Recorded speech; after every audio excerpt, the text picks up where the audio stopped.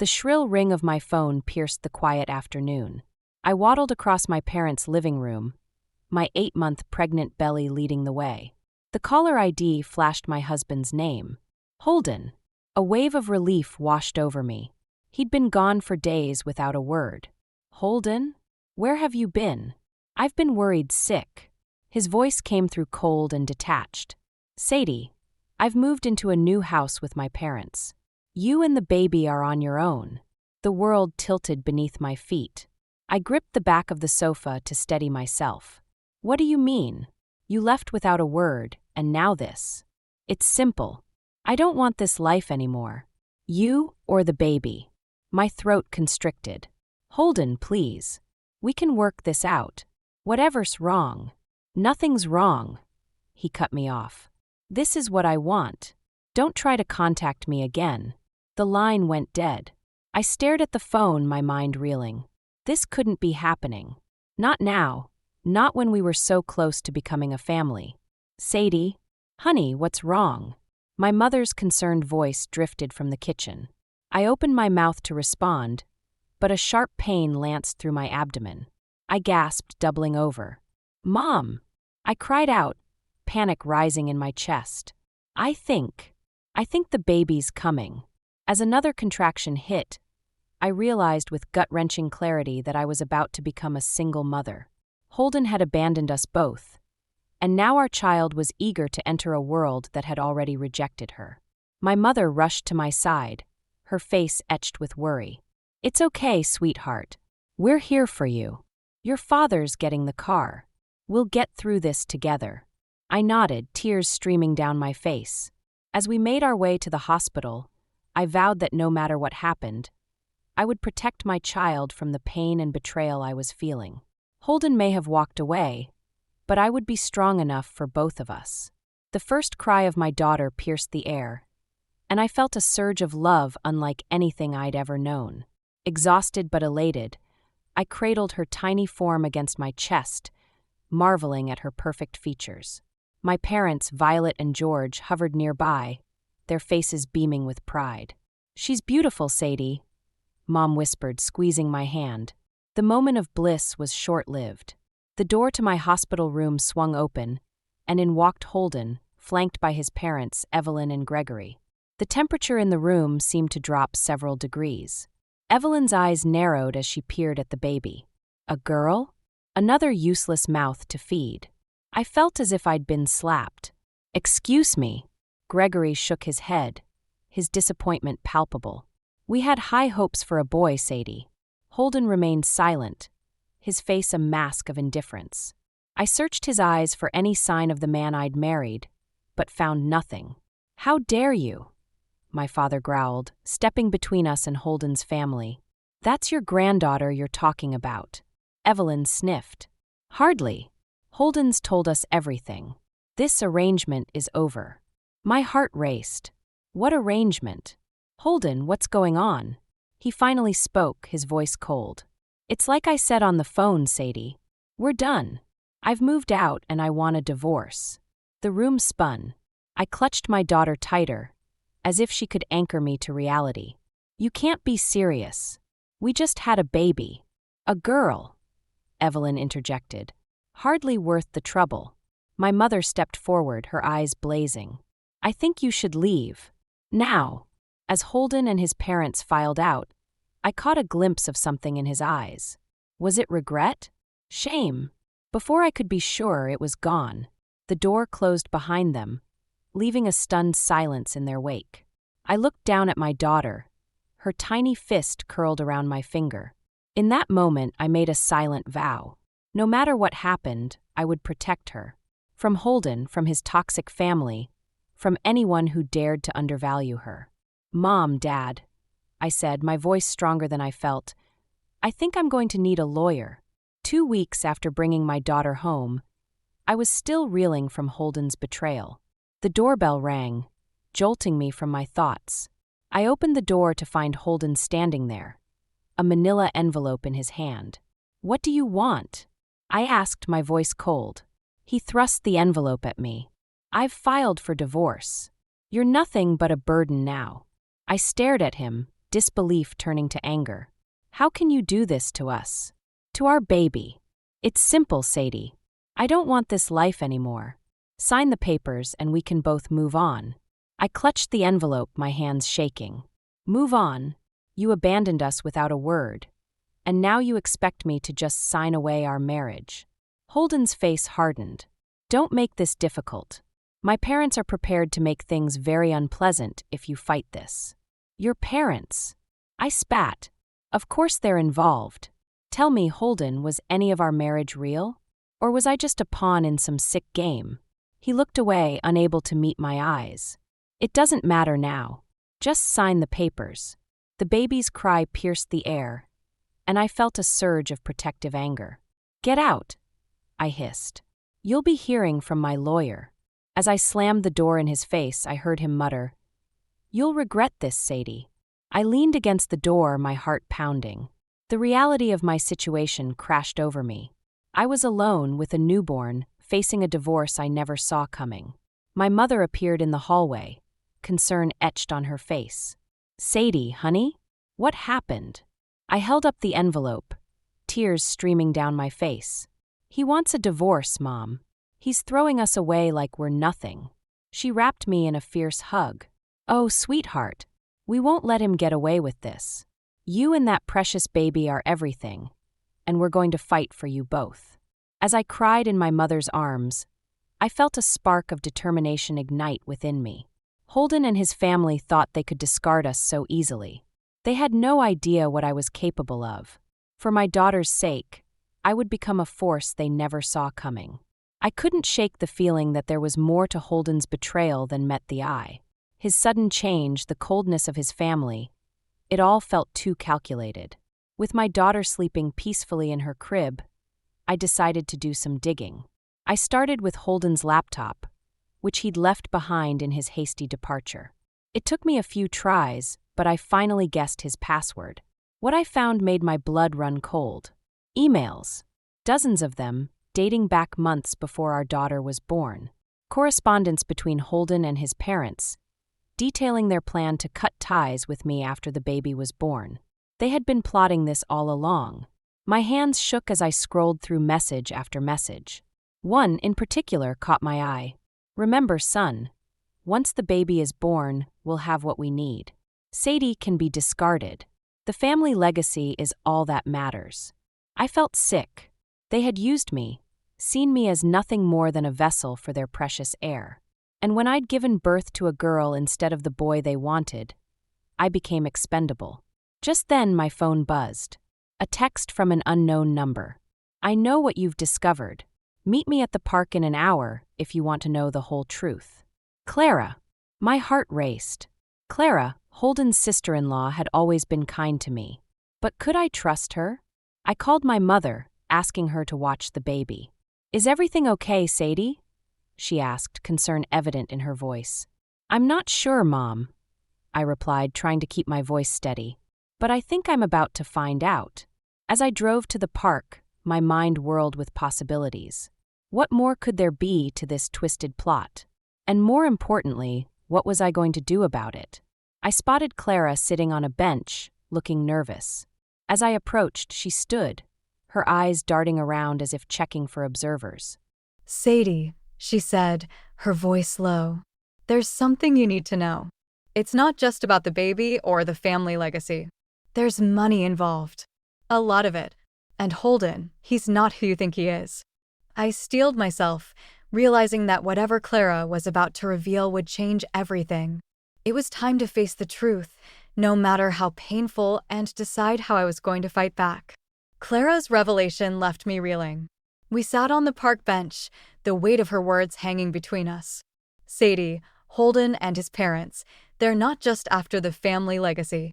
There's a trust fund, a massive one, set up by Holden's grandfather. It only gets released when the first male heir is born. My heart raced. But we had a girl. Clara nodded grimly. Exactly. That's why they're pushing for the divorce. They want Holden free to try again with someone else. I felt sick. How could they be so cruel? There's more, Clara continued, her voice barely above a whisper. Marcus and I, We've been trying to break free for years. But they have dirt on us, on everyone in the family. They're ruthless, Sadie. A chill ran down my spine. What kind of dirt? Clara's eyes darted around nervously. Financial irregularities, mostly. But they've hinted at worse. We're all trapped. I thought of my daughter, innocent and unaware of the toxic web she'd been born into. Anger surged through me, replacing the shock and hurt. We can't let them win, I said, my voice stronger than I felt. There have to be a way to fight back. Clara squeezed my hand. That's why I reached out. I think if we work together, we might have a chance. But it's risky, Sadie. They won't hesitate to destroy us if they find out. I took a deep breath, weighing my options. Stay quiet and let Holden and his family win, potentially losing my daughter in the process? Or fight back, risking everything but with a chance to break free? I'm in, I said, meeting Clara's gaze. Whatever it takes, I'm not letting them hurt my daughter or anyone else. Clara nodded, relief washing over her face. Okay, here's what we need to do. As Clara outlined our plan, I felt a mix of fear and determination. This wasn't just about me anymore. It was about protecting my child, helping Clara and Marcus, and putting an end to this cycle of manipulation and control. I left the park with a renewed sense of purpose. The road ahead would be tough, but I was no longer alone. With Clara's help and the strength I'd found within myself, I was ready to take on Holden and his family. Let them try their worst. I'd show them what a mother's love, and a woman scorned, was truly capable of. The doorbell rang, shattering the quiet afternoon. I knew who it was before I even opened the door.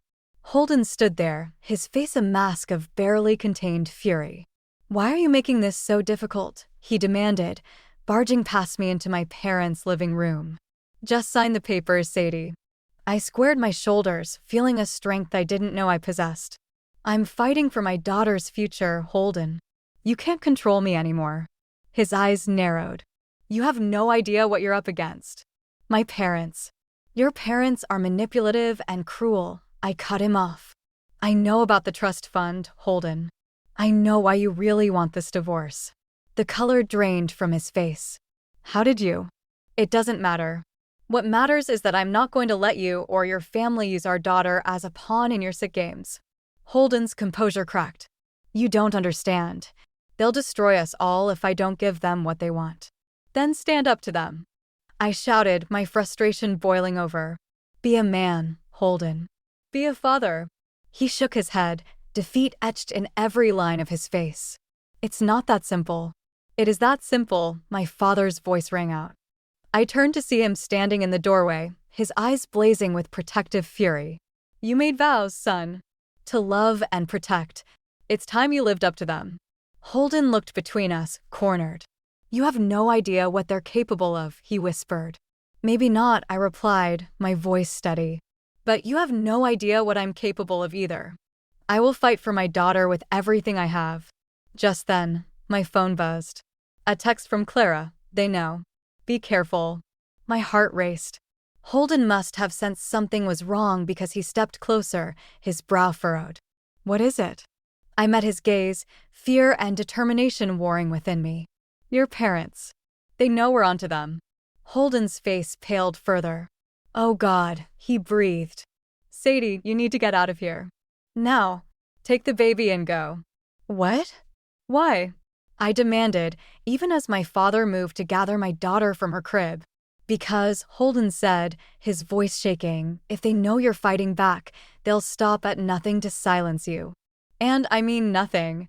As the gravity of the situation sank in, I realized that this wasn't just about divorce or money anymore. This was about survival. And I had to make a choice that would change everything. The safe house Clara had arranged was small but secure.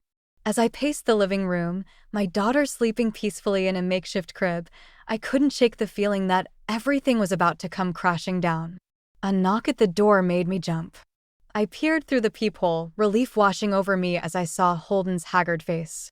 I let him in, noting the dark circles under his eyes and the tremor in his hands. "Sadie," he said, his voice breaking. "Please, I need you. We can make this work." I stepped back, crossing my arms. You only need me to clean up your mess, Holden. I deserve better, and so does our daughter. He ran a hand through his disheveled hair. You don't understand. My parents, they're not just after the trust fund anymore. They're talking about taking custody of our daughter. My blood ran cold. They can't do that. They can, and they will, Holden said, desperation etched on his face. Unless we present a united front. Please, Sadie, come back. For our daughter's sake. I felt my resolve wavering. The thought of losing my child was unbearable. But then I remembered Clara's words, the years of manipulation and control. No, I said, my voice stronger than I felt. I won't go back to that life, Holden. And I won't let them take our daughter. Just then, my phone buzzed. A text from Clara. They're coming. Get out now. Panic surged through me. I rushed to grab my daughter, but Holden blocked my path. What are you doing? I demanded. His face contorted with anguish. I'm sorry, Sadie. I don't have a choice. The sound of car doors slamming outside made my heart race. I could hear Evelyn's shrill voice, Gregory's authoritative tone. Holden, please, I begged, tears streaming down my face. Don't do this. Be the man I thought you were. For a moment, I saw a flicker of the man I'd married in his eyes. But then it was gone, replaced by resignation. I'm sorry, he whispered again. As the front door burst open, I made a split-second decision. I dove for my daughter, scooping her up and racing for the back door. I could hear shouting behind me, footsteps pounding. With my child clutched to my chest, I ran into the night, knowing that everything I held dear hung in the balance. This was it, the moment that would define our future, and I was determined to fight with every ounce of strength I had left. The countryside air was crisp as I stood on Clara's porch, my daughter cooing softly in my arms. The past few months had been a whirlwind of legal battles, tears, and sleepless nights. But we'd made it through. You're always welcome here, Sadie, Clara said, her warm smile a balm to my battered spirit.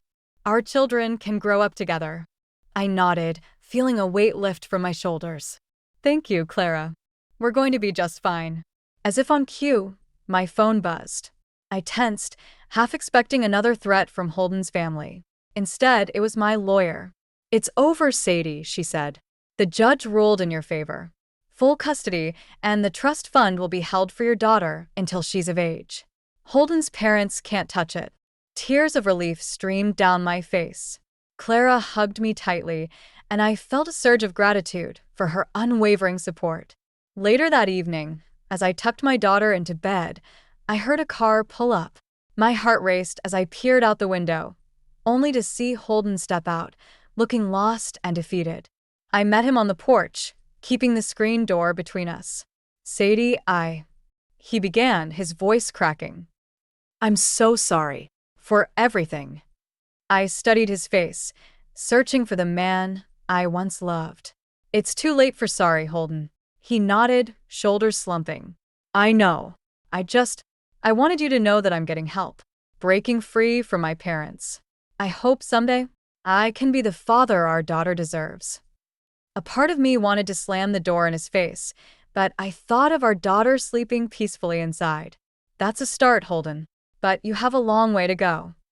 As he drove away, I felt a chapter of my life closing. The betrayal, the pain, the fight, it had all led me here, to this moment of strength and independence. I walked back inside, where Clara was waiting with a cup of tea. You okay? She asked. I smiled, feeling truly at peace for the first time in months. You know what? I am. We're going to be just fine. As I sipped my tea, watching the sun set over the countryside, I knew that this wasn't just an ending. It was a new beginning. For me, for my daughter, and for the life we would build together. Free from manipulation and filled with love. The journey had been hard, but it had made me stronger. And now, with my daughter by my side and true friends like Clara to support us, I was ready to face whatever the future held. On our own terms, with our heads held high.